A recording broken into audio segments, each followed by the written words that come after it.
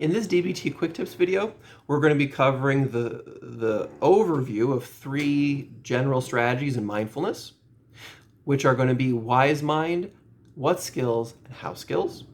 And then we're going to dive into the first of those 3 groups of skills, wise mind. How do you get in it? How do you develop it? How do you keep it? So there are 3 different types of skills in the mindfulness module. And again, this module, mindfulness, is the most important and foundational of all the skills we're going to be learning together. I suggest if you haven't checked out my mindfulness introduction video to go ahead and check that one out. The 3 skills are wise mind, what skills, and how skills. Wise mind is a state of being, it's a choice, it's an acceptance that there are actually 3 options on the table aside from wise mind that we can be in. One is emotion mind, the other is logic or reason mind, and in the middle is wise mind. So you kind of imagine these three things as in the middle overlapping, but that the 2 choices ultimately are logic mind and emotion mind. I really like the metaphor. If you think about, say, for you Trekkies out there, for Star Trek, Captain Kirk represented wise mind because he was the middle. He represented the holding the dialectic between his 2 first officers, Dr. McCoy and Mr. Spock. Mr. Spock was logic mind. He didn't let emotion enter into his thinking. He wanted to be as accurate, as detailed, as scientific as he could. Well, Dr. McCoy was a lot different. He was all emotion mind. He had the passion. He strived for the meaning. And he had a lot of energy there. And that these 2 characters alone, they have their deficits. Being too emotion-oriented, being too passionate, well, emotions lead to behaviors. And they're the gas that gets you there. And if all you have is emotion, well, then people act impulsively, and that can do a lot of damage. By the same token, Mr. Spock, having that scientific mind is a powerful tool. Being able to filter out all meaning and all purpose and all emotion, and only being left with numbers, math, facts. Powerful organizational a tool, really, is the scientific method. Discovering what is in the physical world.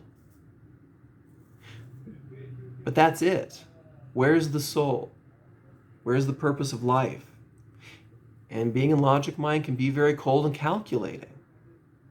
That's the stereotypical lawyer that's sleazeball lawyer who's only trying to win and doesn't really care about the moral implications. What does it mean to win and get off the murderer? Doesn't matter, just doing my job. It's when we combine these 2 states of mind,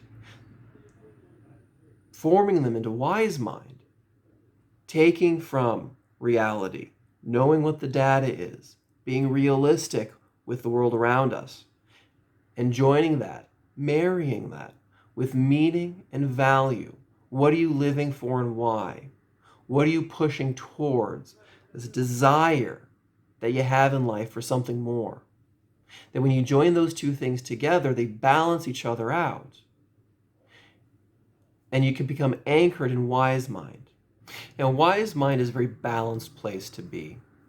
Some people call it intuition. Some people think of it as the human soul. Some people think of it as their true self. However you want to think about wise mind.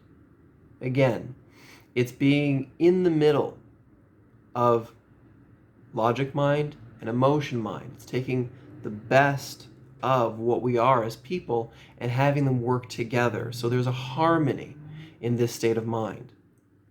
So developing a sense of wise mind is important because you really only want to act from that state of harmony. If you're too much in emotion mind, actions get out of hand. If you're too much in logic mind, we stop considering the relationships and where our life is going. So by being able to hold on to both, being in that harmony, is the first step in anytime you have to make a decision, anytime that you're confronted with the problem, anytime that your status quo is upset, you want to try and find yourself into wise mind. So how do you do it? Well, in future videos, we're going to talk about developing mindfulness techniques and having a mindfulness experience, practice every day is the answer. It's not something you can just do. It's something that you have to cultivate. So you're going to have to jump to those videos to be able to, answer this question, how do you get into wise mind? But it's going to be by using those techniques that we're going to be covering in future videos that you're going to be able to establish that sense of harmony. And once there, then you're going to be able to take that step forward and make the choices you need to make so that life will turn out better than what it is now. One mindfulness exercise that I like getting into wise mind is imagining, if you close your eyes for a moment, imagine that you're a small stone and that you're cast into the air towards a lake. That's chaotic.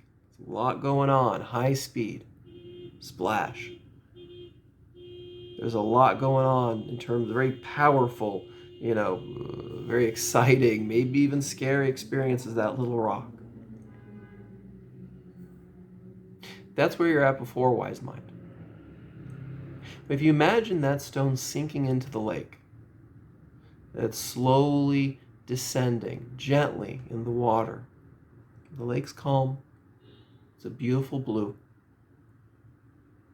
And you imagine all the fish that are swimming around this little pebble, this little U.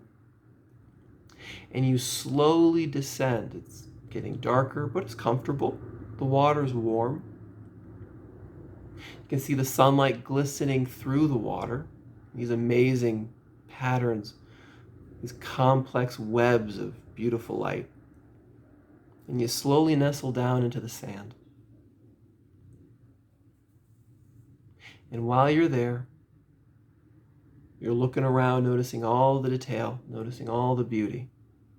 You're centering yourself now. You're rooting yourself using this mindful image.